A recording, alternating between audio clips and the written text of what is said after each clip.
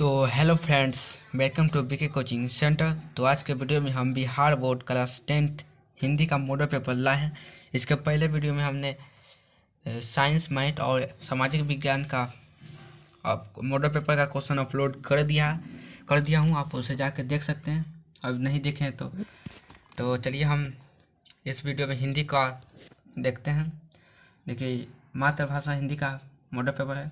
इसमें total 106 question है, जिसमें से 100 ऑब्जेक्टिव, इसी ऑब्जेक्टिव क्वेश्चन को हम इस वीडियो में देखने वाले हैं। 3 घंटा 15 मिनट का टोटल क्वेश्चन है।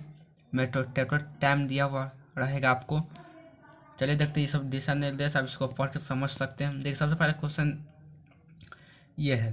क्वेश्चन, उच्चतर शिक्षा के लिए भीमराव अम्बेडकर किस देश में गए? तो उच्चतर शिक्षा के लिए भीमराव अम्बेडकर जो है अमेरिका में गए थे। देखिए क्वेश्चन नंबर 2, जाति पाति तोरक मंदिर का वार्षिक सम्मेलन किस वर्ष हुआ? तो इसका आंसर होगा ऑप्शन नंबर बी, 1936 में होगा। चलते क्वेश्चन नंबर 3 क्वेश्चन 3 लिखा है कि निम्न में से कौन पड़ोसियों के आवारागर्द छोकरों के साथ लट्टू नचा रहा था? तो इसका आंसर होगा ऑप्शन नंबर सी, यानी मदन जो है।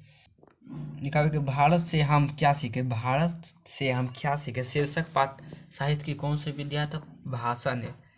याद देखिएगा। लिखा हुआ है कि क्वेश्चन नंबर 5, चारू चंद्र रेख नामक उपन्यास किस लेखक की रचना है? तो हजारी प्रसाद द्विवेदी। देखिएगा, हजारी प्रसाद द्विवेदी। चलते क्वेश्चन नंबर 6, लिखा हुआ है कि लेखक गुणाकार मूल्य की शिक्षा की भाषा क्या थी? तो वो मराठी। याद है क्या? मराठी। चलते क्वेश्चन नंबर 7 की ओर। लिखा हुआ है कि हमारे पड़ोसी देश नेपाल की नेपाली व नेवारी भाषाएं किस लिपि में लिखी जाती है? तो देवनागरी लिपि में लिखी जाती है। देखिएगा। एक क्वेश्चन नंबर 8, लिखा हुआ है कि निम्न में से जैन गणित कौन है? तो निम्न में से जैन गणित कौन है? तो महावीराचार्य। याद देखिए, महावीराचार्य जो है जैन गणितज्ञ थे। तो क्वेश्चन नंबर 9, बहादुर शीर्षक कहानी के लेखक का नाम क्या है? तो अमरकांत। याद देखिए, अमरकांत। चलिए क्वेश्चन नंबर 10, बहादुर शीर्षक कहानी में कौन अपने शरीर को मालिश बहादुर से कराता था? इसका आंसर होगा ऑप्शन नंबर डी, किशोर। चलिए क्वेश्चन नंबर 11, लिखा हुआ है कि 11 रुपये साड़ी के घूंट से निकाल कर यही चारपाई पर रखे पर वे मेल नहीं रहे, यह किसने कहा?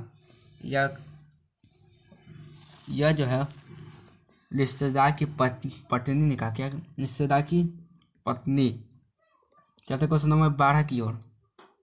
क्वेश्चन नंबर 12 है कि लेखक रामविलास शर्मा का जन्म किस वर्ष हुआ था? ऑप्शन होगा ऑप्शन नंबर सी, यानी 1912 में हुआ था। याद रखिएगा। तो क्वेश्चन 13 की ओर। देखिए क्वेश्चन 13 लिखा हुआ है कि जो साहित्य दूसरे की नकल करके लिखा जाए वह अधम कोटि का होता है और सांस्कृतिक असमर्थता का सूचक होता है। यह पंक्ति किस शीर्षक पाठ से है? यह पंक्ति जो है परंपरा का मूल्यांकन पाठ से है। चलिए क्वेश्चन नंबर 14, कितने वर्ष की उम्र में बिरजू महाराज को संगीत नाटक अकादमी अवार्ड मिला? तो 27 साल की उम्र में। याद देखिए कितने? 27 साल की उम्र में। चलिए क्वेश्चन नंबर 15 की ओर। लिखा हुआ कि बिरजू महाराज कानपुर कितने साल रहे? बिरजू महाराज जो है कानपुर कितने साल रहे थे? तो ऑप्शन बी, यानी 2.5 साल। या देखिए। चलिए क्वेश्चन नंबर 16 की ओर। लिखा हुआ है कि अवनियों शीर्षक पाठ में फ्रेंच शासकों ने किनकी गतिविधियों पर नजर रखने के लिए किला बनाया था? तो पोप की नज़र रखने के लिए किला बनवाया था। चलिए क्वेश्चन नंबर 27 की और क्वेश्चन नंबर 17 की ओर।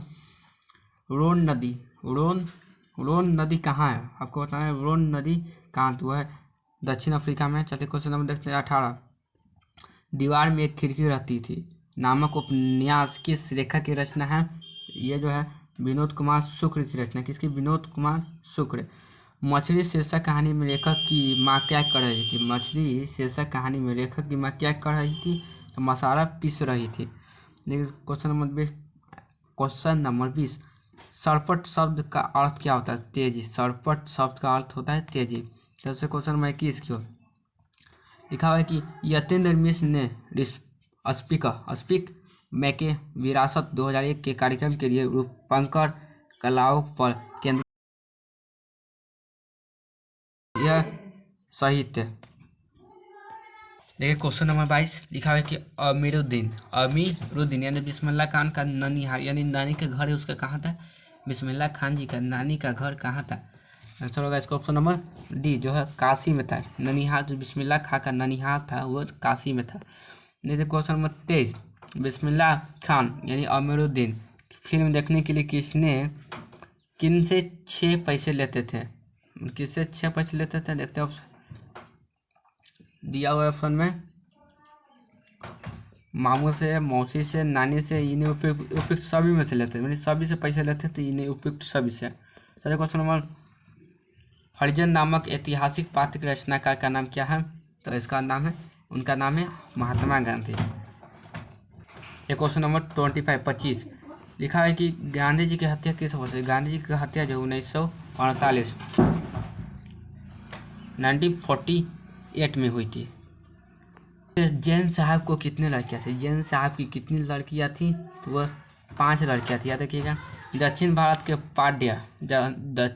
के पांड्य प्रदेश से किस राजा के पारियम ताम्रपत्र मिले हैं? तो राजा वर्गुन के क्या मिले थे? राजा वर्गुन के। चलते क्वेश्चन नंबर 28 की ओर, बेटमा दानपत्र किस वर्ष का था? बेटमा दानपत्र जो है 1020 ईस्वी का था। 1020 यानी 1020। ठ का उच्चारण स्थान क्या है? थ का उच्चारण स्थान जो है दंत यानी दांत। तथा किस 30 क्वेश्चन नंबर 30, व्यंजन वर्गों की कितनी श्रेणियां हैं? व्यंजन वर्गों की लिखा हुआ क्वेश्चन नंबर 31, जिस स्वर के उच्चारण में तिगुना समय लगे उसे क्या कहते हैं? तो ये ऑप्शन देखते हैं। ऑप्शन उसे कहते हैं पलुट स्वर। क्या कहते हैं? पलुट स्वर। याद देखिएगा, पलुट स्वर।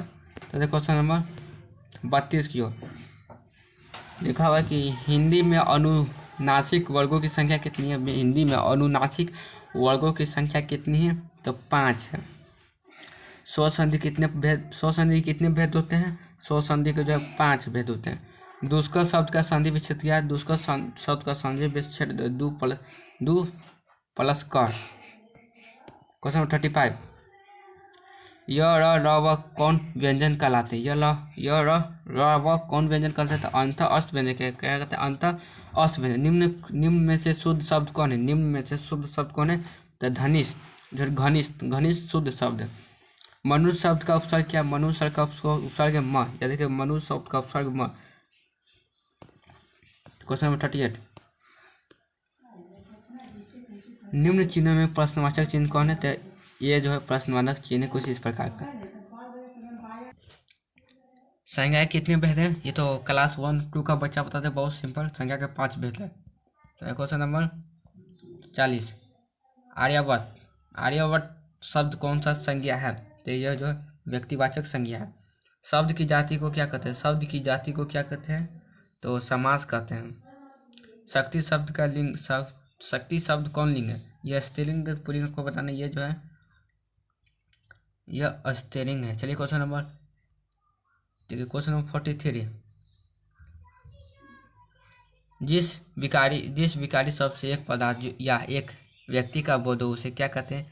तो एक वचन कहते हैं। याद रखिए क्या कहते हैं? एक वचन। कारक के कितने भेद होते हैं? कारक के 8 भेद होते हैं। कर्ता ने कर्म को करण से, ये सब चलते हैं। को के लिए किस कारक की विभक्ति है? को के लिए किस कारक की विभक्ति है? तो ये जो है संप्रदान कारक की विभक्ति है। शिकारी ने बाघ मारा, किस कारक का उदाहरण है? शिकारी ने बाघ मारा किस कारक की विभक्ति है? तो कर्ता कारक की विभक्ति है।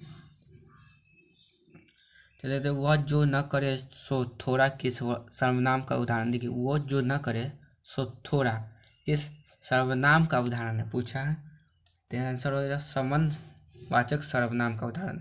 तो क्वेश्चन नंबर 48, देखिए क्वेश्चन नंबर 48 है, ऐसा आदमी किस विशेषण का उदाहरण। ऐसा आदमी किस विशेषण का उदाहरण है। तो ये जो है सर्वनामिक विशेषण यानी सार्वनामिक विशेषण का उदाहरण है। धार्मिक शब्द में प्रत्यय कौन है। धार्मिक शब्द में प्रत्यय कौन है। तो एक। तो क्वेश्चन नंबर 50 की ओर देखा है, जिन क्रियाओं से इस बात का बोध हो कि कर्ता स्वयं कार्य न करे करके किसी दूसरे को कार्य करने की प्रेरित करता है, उसे उस क्रिया को कहते हैं। उस क्रिया को क्या कहते हैं। तो कहता है उस क्रिया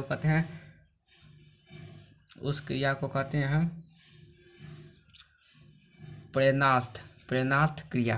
क्या कहते हैं। प्रेरणार्थ क्रिया। चलते क्वेश्चन नंबर 51 51 मैं घोड़ा भरता हूँ किस क्रिया का उदाहरण है। ये ऑप्शन ए अक्रमक क्रिया का उदाहरण है। चलते क्वेश्चन नंबर 52 52 भूत शब्द का प्रत्यय। भूत शब्द में प्रत्यय क्या है।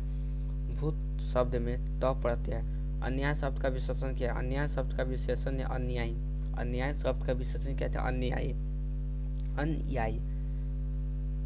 बाहरी वेशभूषा पूजा पाठ और कर्म कांड के स्थान पर सरल कच्चे हृदय से राम नाम के कीर्तन पर बल गुरु नानक के किस पद में किया गया है। तो ये जो है गुरु नानक के द्वितीय पद में किया गया। चलिए क्वेश्चन नंबर 55 आशा दीवार किसकी रचना है। आशा दीवार किसकी रचना है। तो गुरु नानक की रचना है। शिखा शब्द का अर्थ क्या है। शिखा शब्द का अर्थ क्या है। तो चोटी। क्वेश्चन नंबर 57 यानी प्रेम आईनी श्री राधिका शीर्षक दोहे के रचनाकार कौन है। इनके रचनाकार है रख खान। या देखिए निम्नलिखित में किस कवि की सवैया और घनाछड़ी अत्यंत प्रसिद्ध है। तो रख खान की घनाछड़ी अत्यंत प्रसिद्ध है। ऑप्शन डी इसका सही होगा। चलिए क्वेश्चन नंबर 59 लिखा है कि प्रेम मार्ग का ऐसा प्रवीण और धीर पथिक तथा जवाबदारी का ऐसा दावा रखने वाले ब्रज भाषा का दूसरा कवि नहीं हुआ है। कवि घनानंद के बारे में यह किसने कहा। यह जो आचार्य रामचंद्र शुक्ल ने कहा। यह देखिए कवि घनानंद अपने आंसुओं को कहाँ पहुँचाना चाहता है। ये जो अपने सुजान के आंगन में कौन कवि काव्य और जीवन दोनों क्षेत्रों में भारतेंदु हरिश्चंद्र को अपना आदर्श मानते थे। इसका आंसर होगा ऑप्शन नंबर डी बदली नारायण चौधरी यानी प्रेम मग। याद रखिएगा प्रेम मग। चलते क्वेश्चन नंबर 62 स्वर्ण धुरी शीर्षक काव्य किस कवि की रचना है। किस कवि की रचना पूछा आपको। ये होगा सुमित्रा नंदन। चलते क्वेश्चन नंबर 63 लिखा हुआ है कि आत्मजयी नामक प्रबंध काव्य किसकी रचना है।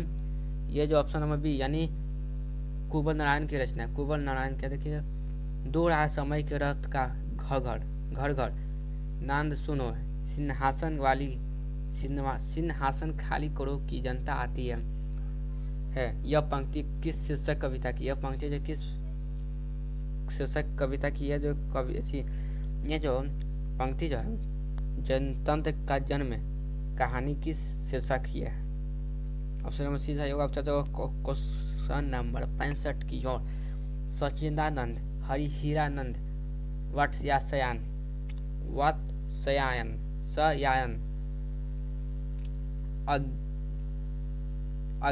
अज्ञेय की कविता निम्न कौन है। अज्ञेय की कविता निम्न कौन है। तो यह ऑप्शन नंबर डी हिरोशिमा शीर्षक कविता में जली हुई छाया किसकी साक्षी है। ये जो है मानव की साक्षी है।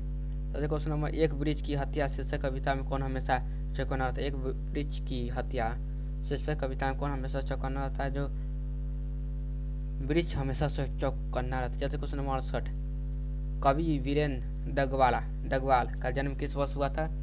तो 1947 ईस्वी में।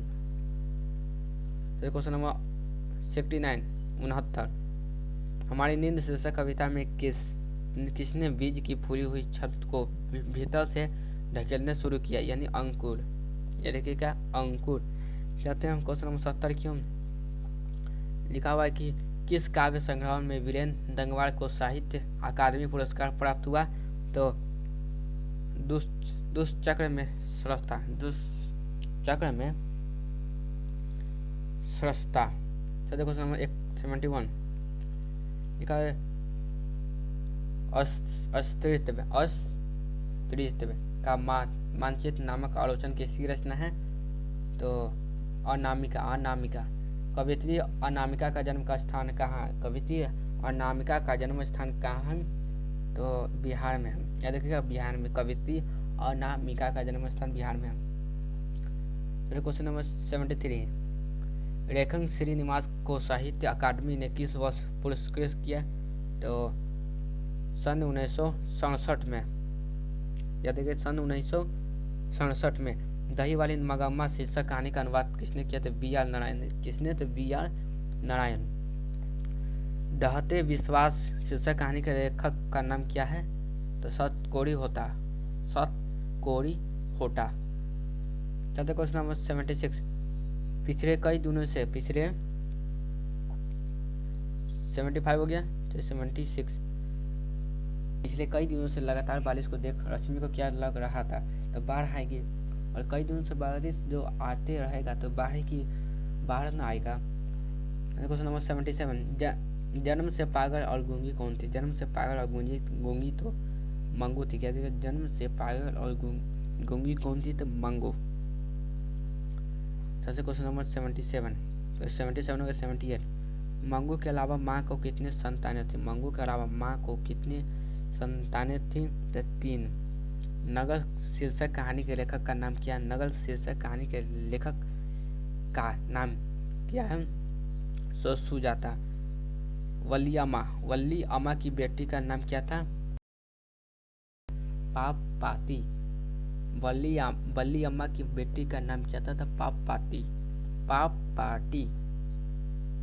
क्वेश्चन नंबर 81 लिखा है कि निम्न में कौन शुद्ध वाक्य कौन है? शुद्ध वाक्य कौन है? देखिए, देखते बारी से चारों ऑप्शन देखते। खबर सुन के मेरी विस्मय हो गया, इसमें कोई अच्छा नहीं, लेकिन तुमने मेरी प्रतिक्रिया देखनी चाहिए थी। ये वाक्य गलत है। यहाँ आप अपने हस्ताक्षर कर दीजिए, यह भी आपका गलत है। इस चिट्ठी में जो भी कहा है झूठ है, यह भी हमको लगता है गलत है। आंसर होगा ऑप्शन नंबर ए, यानी खबर सुनकर मैं विस्मय हो गया, यह शुद्ध वाक्य है। चलिए क्वेश्चन नंबर 82, दुख शब्द का परिभाषित शब्द क्या है? दुख शब्द का परिभाषित शब्द जो है वह पीड़ा है। दुख शब्द का परिभाषित शब्द पीड़ा। आकाश शब्द का विलोम शब्द क्या? आकाश शब्द का विलोम शब्द पाताल। चलिए क्वेश्चन नंबर 86, जिनके माता पिता न हो जिनके माता पिता न हो के लिए एक शब्द क्या है? अनाथ। जाते हैं जिनके माता पिता नहीं होते उसको अनाथ कहा जाता है। क्वेश्चन नंबर 85, दूध का दही नहीं सॉरी लिखा है कि दूध का दूध, पानी का पानी का अर्थ क्या है? सही न्याय होना। जब आप कभी सुनते हो कि कभी झगड़ा होता है तो कोई आदमी कहता है चलो हम दूध का दूध, पानी का पानी कर देते हैं, यानी वो कहा कि हम सही न्याय कर देते हैं, यानी सही अच्छी तरह से न्याय कर देते हैं। सेना नायक शब्द कौन समास है? सेना नायक शब्द कौन समास है? ये जो है तत्पुरुष समास है। सेना नायक शब्द कौन समास है? तत्पुरुष समास है। आंखें खुलना मुहावरे का अर्थ क्या है? आंखें खुलना का मुहावरे का अर्थ है सजग होना। वह कल घर आएगा, किस काल का उदाहरण? देखिए, कल घर आएगा यानी अभी आया नहीं है, आएगा यानी आने वाले समय में आएगा, यानी कि भविष्य का। 88 का आंसर होगा ऑप्शन में, यानी भविष्य का। चलते क्वेश्चन देखते हैं 89, पगड़ी शब्द क्या है? पगड़ी देशज है। यानी पगड़ी शब्द जो है देशज है। पर्वत शब्द का विशेषण क्या होगा? पर्वत शब्द का विशेषण पर्वतीय होगा, पर्वतीय। पुत्रवान शब्द का स्त्रीलिंग रूप जो है पुत्रवती क्या है? पुत्रवती। चलिए क्वेश्चन नंबर देखते हैं 91 92, उल्लास शब्द का संधि विच्छेद क्या? उल्लास शब्द का संधि विच्छेद क्या? तो उल्लास शब्द का संधि विच्छेद है उत्पलस लास। रात को पहरा देने वाले कौन पदबंध है? रात को पहरा देने वाले कौन पदबंध है? तो इसका आंसर होगा ऑप्शन नंबर जी यानी संज्ञा पदबंध। चलिए क्वेश्चन नंबर 94, परिश्रमी छात्र अवश्य सफल होंगे, यह वाक्य किस वाक्य का उदाहरण है? ये वाक्य जो है ऑप्शन नंबर सरल वाक्य का उदाहरण है। कांटा शब्द का विशेषण क्या है? कांटा शब्द का विशेषण जो ऑप्शन नंबर बी कटीरा। सजावट शब्द में प्रत्यय क्या है? सजावट शब्द में प्रत्यय क्या है? तो जावत। सजावट में जावट प्रत्यय है। क्वेश्चन 97, सुसंगति सुसंगति सुसंगति शब्द का विलोम क्या है? तो कुसंगति कुसंगति कुसंगति। महात्मा शब्द कौन समास है? महात्मा शब्द कौन समास है? तो महात्मा शब्द जो है वो कर्मधारय समास। याद है महात्मा शब्द कर्मधारय समास है। क्वेश्चन नंबर 99, उद्गम शब्द की संधि विच्छेद क्या है? उद्गम शब्द का संधि विच्छेद क्या है? उद्गम शब्द का संधि विच्छेद उत प्लस गम। उद्गम शब्द का संधि विच्छेद क्या है? उत प्लस गम। भ का उच्चारण स्थान क्या? भ का उच्चारण स्थान जो है ओष्ठ। इसी के साथ 100 ऑब्जेक्टिव आपका कंप्लीट और यह है सब्जेक्टिव। अगर हमको संभव हो तो हम इसका सब्जेक्टिव का भी क्वेश्चन अपलोड करने की कोशिश करेंगे। आपको बस जहाँ तक संभव हो वहाँ तक इस वीडियो को शेयर करना है और जितना हो सके उतना लाइक करना है। और वीडियो अगर चैनल पर नए हैं तो चैनल को सब्सक्राइब जरूर करना है और साथ ही बेल आइकन को ऑन कर देना है ताकि आपको बेल ऐसी नोटिफिकेशन सबसे पहले पहुँचे। तो देख सकते हैं हम ये सब सब्जेक्टिव है। इसकी भारत की इस तरह अतीत और सुदूर भविष्य का जोड़ता है। भारत से हम क्या सीखे शीर्षक पर के आधार पर लिखिए।